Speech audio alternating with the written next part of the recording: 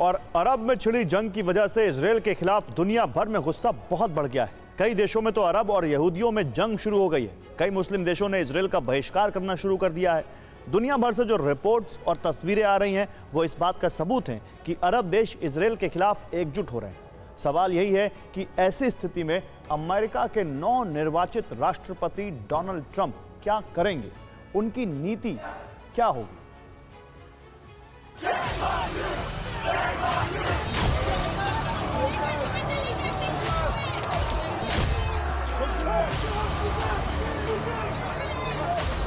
ये नीदरलैंड्स के एम्स्टर्डम की तस्वीरें हैं। यहां अरब मूल के लोगों और यहूदियों के बीच एक बार फिर जोरदार झड़प हुई।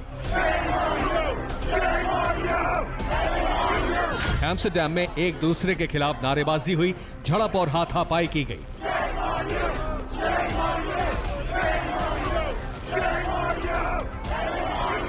एम्स्टर्डम की तरह ही पेरिस में भी जबरदस्त बवाल हुआ। दोनों गुट एक दूसरे के खिलाफ उत्पात मचाने लगे तो हालात बेहद खराब हो गए।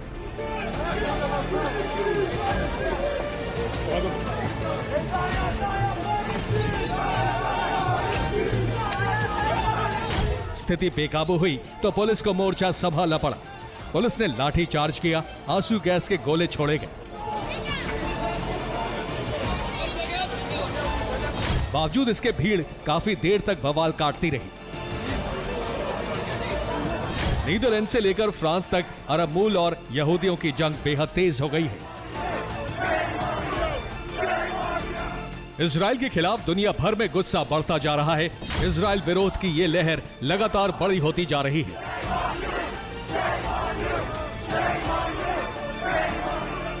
तुर्की ने तो इजराइल से अपना सभी रिश्ता खत्म कर दिया है। 13 नवंबर को इस बात की घोषणा खुद तुर्की के राष्ट्रपति ने की। जाहिर है अरब और मुस्लिम देशों का सब्र टूट रहा है, उनका गुस्सा भड़क रहा है। अब सवाल यही है कि अमेरिका अरब के क्रोध को कैसे शांत करेगा।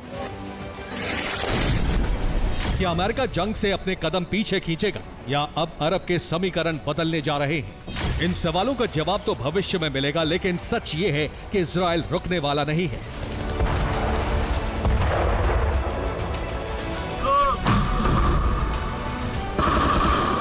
दुनिया भर में हो रहे विरोध प्रदर्शन और ग्लोबल क्रोध से बेपरवाह इजरायली सेना गाजा और लेबनान में भीषण हमले कर रही है।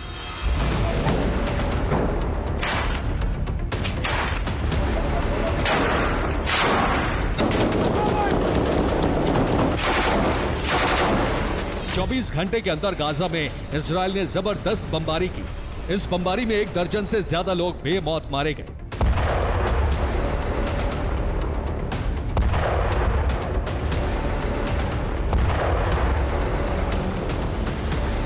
इजराइल के ये हमले इस बात की तरफ इशारा कर रहे हैं कि इजराइल अमेरिका की बात भी नहीं मानेगा।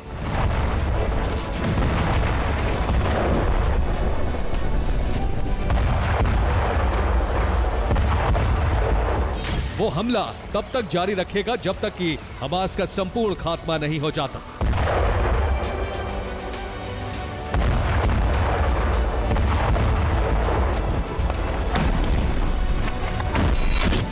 Bureau report, TV9 Bharatvarsh.